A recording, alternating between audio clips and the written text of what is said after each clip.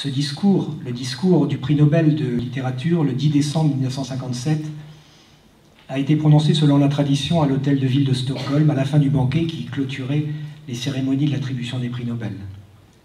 Dans ce discours, Camus insiste sur le fait que, dans un contexte de destruction et d'oppression, la tâche de l'écrivain est de se tenir aux côtés des opprimés, de donner une image de leur souffrance.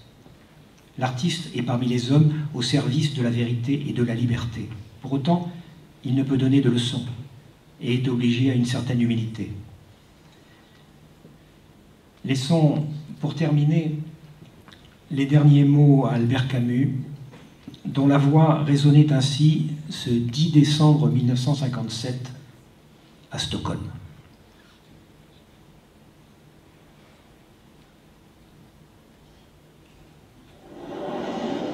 Sire, Madame, Altesse Royale, Mesdames, Messieurs, en recevant la distinction dont votre libre académie a bien voulu m'honorer, ma gratitude était d'autant plus profonde que je mesurais à quel point cette récompense dépassait mes mérites personnels.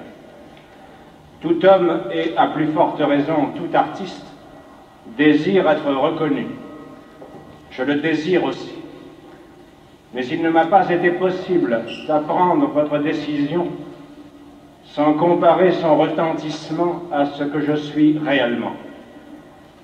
Comment un homme presque jeune, riche de ses seuls doutes et d'une œuvre encore en chantier, habitué à vivre dans la solitude du travail ou dans les retraites de l'amitié, n'aurait-il pas appris avec une sorte de panique un arrêt qui le portait d'un coup seul et réduit à lui-même au centre d'une lumière crue?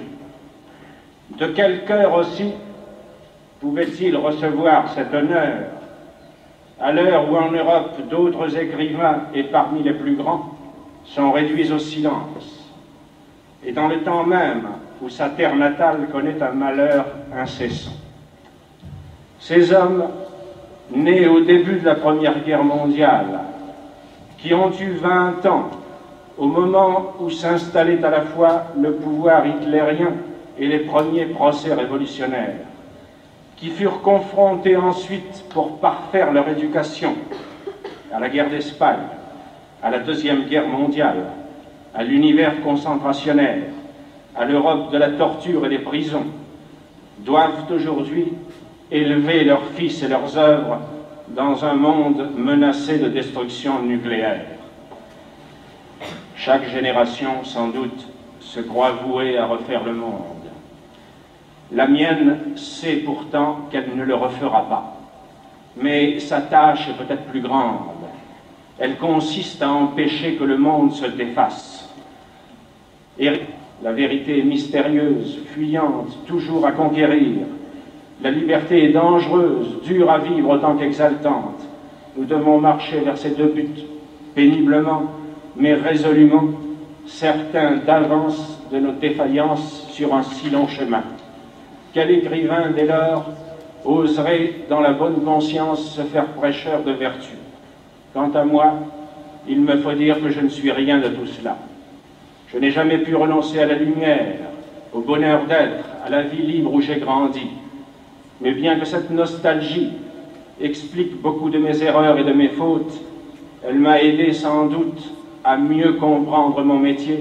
Elle m'aide encore à me tenir aveuglément auprès de tous ces hommes silencieux qui ne supportent dans le monde la vie qui leur est faite que par le souvenir et le retour de bref et libre bonheur.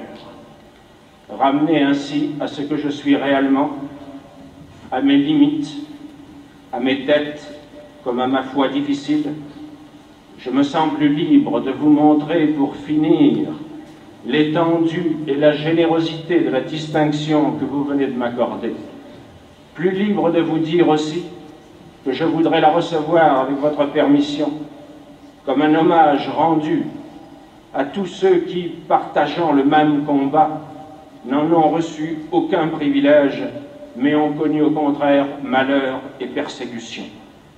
Il me restera alors à vous en remercier du fond du cœur et à vous faire publiquement en témoignage personnel de gratitude, la même et ancienne promesse de fidélité que chaque artiste vrai, chaque jour, se fait à lui-même dans le silence.